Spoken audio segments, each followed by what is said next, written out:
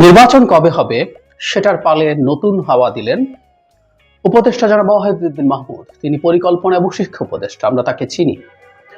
তিনি আজই একটা অনুষ্ঠানে বলেছেন যে আগামী বছর নির্বাচিত সরকার দেখব। আগামী বছর মানে 2025 ডিসেম্বরের মধ্যেই নির্বাচিত সরকার হবে, দেখবেন বলে তিনি ধারণা করছেন। ধারণা কেন বলছি? কারণ তিনি বলছেন নির্বাচিত সরকার বিষয়ক এই মত একান্তই তার ব্যক্তিগত, শেষমেশ কি হবে তিনি জানেন না।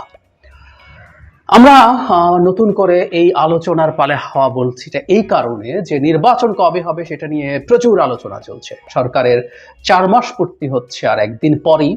সেই সময়ে এসে একটা নির্বাচনের রোড ম্যাপ বা নির্বাচন সম্পর্কে একটা গ্রস ধারণা যে কবে নাগাদ হতে পারে, এই আলাপ সচেতন মানুষের মধ্যেই আছে। রাজনৈতিক দলগুলো সেই আলোচনা চাইছে, তারা জানতে চাইছেন এবং এটা জেনুইন যে তারা কিভাবে প্রস্তুতি নেবেন, কতটুকু প্রস্তুতি নেবেন, এখন কি করবেন, কতদিন পরে কি করবেন, 6 মাস পর কি করবেন, 1 বছর পর কি করবেন, যদি কথার কথা অনেক পরে নির্বাচন হয় সেটার জন্য তাদের একটা প্ল্যান থাকবে। তো তারা সেটা জানতে চাইছিলেন এবং নানা রকম তথ্য আমাদের সামনে এসে হাজির হয়েছে। আমি এর আগে সর্বশেষ যিনি মানে ডক্টর ওয়াহিদুদ্দিন মাহমুদের আগে সর্বশেষ যে উপদেশ সেটা নিয়ে কথা বলেছিল সেটা হচ্ছে ব্রিগেডিয়ার জেনারেল সাখাওয়াত হোসেন।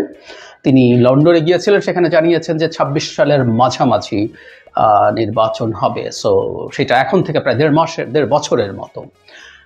তার আগে জনাব আসিফ নজরুল, ইনফ্যাক্ট আমরা ডক্টর আসিফ নজরুলের বক্তব্যকে ওয়াহিদুদ্দিন মাহমুদের বক্তব্যের সাথে মিল পাবো।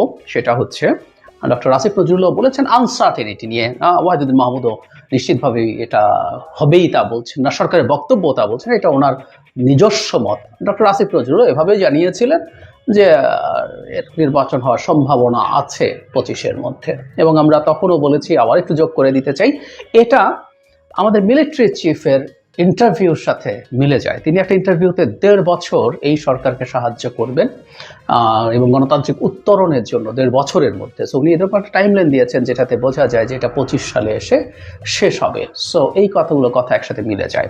কিন্তু এটা নিয়ে যখন বারবার আলোচনা হয় তখন প্রধান উপদেষ্টার অফিস থেকে বারবারই জানানো হয়েছে এই সিদ্ধান্ত শেষ পর্যন্ত প্রধান উপদেষ্টা নেবেন, এটা সত্য। এবং প্রেস উইং সম্প্রতিও জানিয়েছে যখন বারবার এটা নিয়ে ডিবেট তৈরি হচ্ছে। ডক্টর ওয়াহিদুদ্দিন মাহমুদের এই বক্তব্যটা এমন সময় আসলো যখন ইভেন ভিন্ন একটা আলোচনা চলছে যে জাতীয় সরকার তৈরি হবে, এই আলোচনা আছে।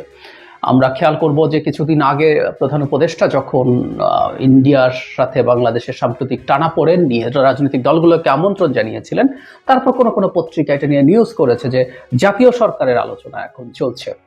জাতীয় সরকার মানে হচ্ছে এক্সিস্টিং ফরম্যাটের সাথে রাজনৈতিক দলগুলো থেকেও সদস্য নেওয়া হবে এবং সেই সরকার অবশ্যই আরো দীর্ঘ হবে। সেটা 1 বছরের মধ্যে নির্বাচন দেওয়ার জন্য নিশ্চয়ই জাতীয় সরকার হচ্ছে না।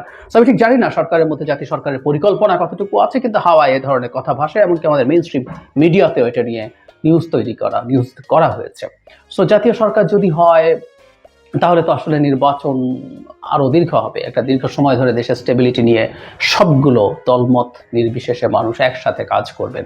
সেই জায়গায় ডক্টর ওয়াহিদুদ্দিন মাহমুদের এই বক্তব্যটা আসা, এটা আমরা বলবো যে সেই প্রেক্ষাপটে এটা খুবই সিগনিফিক্যান্ট। আমরা কি বুঝতে পারি? আমরা বুঝতে পারি যে সরকারের মধ্যেই, উপদেষ্টাদের মধ্যেই ক্ষমতায় কতদিন থাকা হবে না হবে সেসব নিয়ে ডিবেট আছে। আমরা বিশেষ করে ছাত্র উপদেষ্টাদেরকে দেখেছি, তারা সব সংস্কার শেষেই নির্বাচন হবে এবং তাদের কথার টোন, আমি বলছি না তারা একটা টাইম ফ্রেম দিচ্ছেন, তাদের কথার টোনে মনে হয় যে নির্বাচন দীর্ঘায়িত হচ্ছে, মানে অন্তত 1 বছরের মধ্যে নির্বাচন হবে সেরকম না।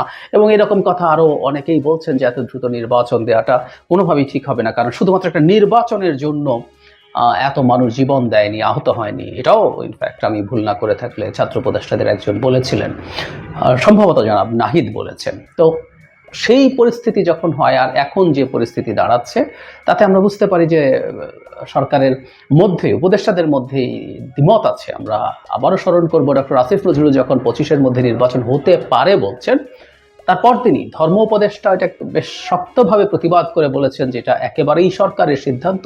আসিফ নজরুল যা বলেছেন ওনার ব্যক্তিগত, হ্যাঁ এটা আসলেই ব্যক্তিগত মতামত ছিল। তিনি আবার নিজের একটা মতামত চাপিয়ে দিয়েছিলেন যে আওয়ামী লীগ যেহেতু গেছে 6 মাস পরে, ওর তো 5 বছর মেয়াদ ছিল, এই সরকারের মেয়াদও আওয়ামী লীগের যতদিন মেয়াদ ছিল সেটা তারা পূর্ণ করবেন। সো নানা রকম মত আছে এবং সরকারের মধ্যে আমরা একটা দ্বিমতের জায়গা দেখছি নির্বাচন প্রশ্নে, এটা খুব স্পষ্ট। এখন আমাদের এই রকম সময়ে যখন আমরা ভারতের তীব্র চাপের মুখোমুখি হচ্ছি, আমরা দেশের ভেতরে আওয়ামী লীগের নানা রকম লোকজন নানা রকম চেষ্টা করছে সরকারকে ডিস্টেবিলাইজ করার জন্য, প্রচুর টাকা খরচ করছে, সেই জায়গায় বসে নির্বাচন প্রশ্নে সরকারের মধ্যে এই মতদ্বৈততা আসলে আমাদের জন্য ভালো ব্যাপার না।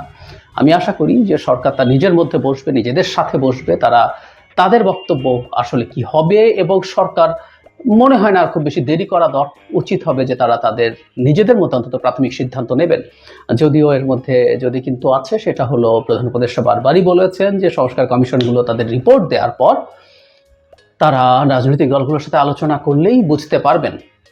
তো সেটা হিসাব মতে আর 1 থেকে 1.5 মাসের মধ্যেই এই কাজটা হয়ে যাওয়ার কথা, সর্বোচ্চ 2 মাসের মধ্যে। তো 2 মাসের মধ্যেই যাতে হয়, আর তার আগে অন্তত তারা তাদের মধ্যে ক্রমাগত আলোচনা করে তাদের একটা জায়গায় আসা দরকার। এটা এখনই জনগণকে জানাতে হবে, নট নেসেসারিলি, কিন্তু তাদের মধ্যে আসা দরকার। কারণ তাদের দিক থেকে যখন এই ভিন্ন মতগুলো তৈরি হয়, আবার যদি এখন ডক্টর ওয়াহিদুদ্দিন মাহমুদের বক্তব্যের প্রসঙ্গে প্রধান উপদেষ্টার প্রেস উইং এসে আবার যদি ঘোষণা করেন যে না, নির্বাচন কবে হবে সেটা প্রধান উপদেষ্টা ঠিক করবেন, অফিসিয়ালি উপদেষ্টা মণ্ডলী বসে ঠিক করবেন, এগুলো আসলে কোনোভাবে ভালো বার্তা দেয় না। সো আমাদের এই ইউনিটির জায়গাটা একটু ঠিক রাখা দরকার বলে আমি বিশ্বাস করি, বিশেষ করে এরকম সময় যখন আমরা নানামুখী চেষ্টা দেখছি সরকারকে ডিস্টেবিলাইজ করার।